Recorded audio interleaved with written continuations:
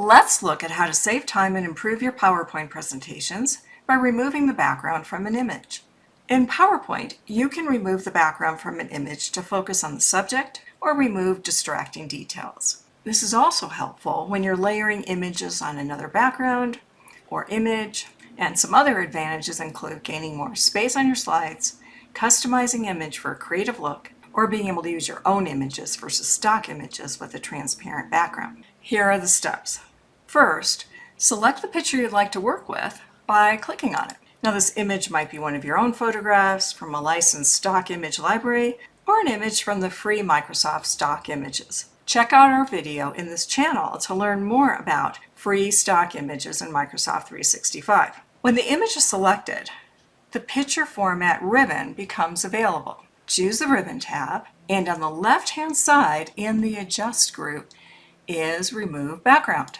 PowerPoint uses artificial intelligence to detect the background. So the default background area, or what it thinks it should be, will be colored magenta, while the foreground will retain its natural coloring. So it did a pretty good job here, but if it's not correct, if your defined area needs to be fixed, then in the Refine area, either mark areas to keep or mark areas to remove. So here I need to mark areas to keep. Now sometimes all we have to do is simply click into an area, but you can kind of draw here. Don't worry about getting too fancy about it.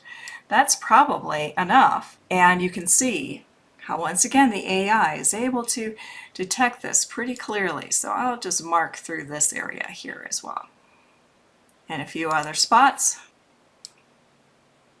And you can see. So we can always zoom in as well if you need to get more detailed with it. In this case, we've marked what we want to remove. That's the magenta background. And in the same tool then, we'll pick Keep Changes. You can always close out with Discard as well. So now I can get a little bit more creative with this image. First of all, I'll move it over to the corner and let's add another image to this. So using my free stock images, I'll choose Insert, Pictures, Stock Images. I'm going to look for golf. Perhaps you're a golfer kind of like me where I have a lot of fun, but maybe I have to take a lot of shots to even get close to the pin. Now we won't use our designer for this. Instead, I'll simply size this to make this a little bit bigger. I want to fit onto that slide. And of course, now what happened to my owl? Well, under picture format, what I will do with the selected image is send it to the back. So now we can get a sense of what this image might look like where the owl is saying, hey, be careful there. And here's our end result. So we could continue playing with this, but the idea is that by removing the background, now I have more flexibility and creativity in terms of working with it. It's good to know that this time-saving tool and really cool technique to remove the background and image also works in other Microsoft applications, including Word, Outlook, and Excel. So let's look at another example. Now this one could be a little bit more challenging because the background is so similar to her clothing. And sometimes we have to find other images when the artificial intelligence just can't detect exactly what it's supposed to do. But let's give it a try. So I'll select the image, go to Picture Format, and Remove Background. So not too bad. I have to do some refinement here. First of all, once again in the background removal tool, I have areas to keep or remove. So I want to mark areas to remove. So I want to indicate here, you can see now it's a red pencil, and I might have to continue then and just simply kind of mark off what I want to remove, and usually it's able to kind of expand that.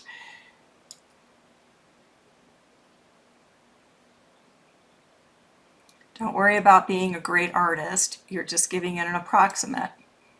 And that worked pretty well. Now, ideally then, what I want to do here is to zoom in because this is where we might need to do some refinement. So not too bad, but might take a little bit more work because we've got some areas that got removed. So in this case, what are the areas to keep? Now we're back to a green pencil. I want the back of her jacket and her sleeve. And just check some of the finer points, hair, clothing, anything else that might not have come through. So after a little work on this, we're going to keep the changes.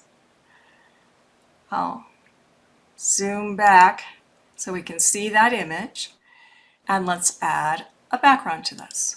So of course with the slide we might have text, we might have other images. I'll simply move to design. Here's format background, and let's add a blue background. And then of course this image can be sized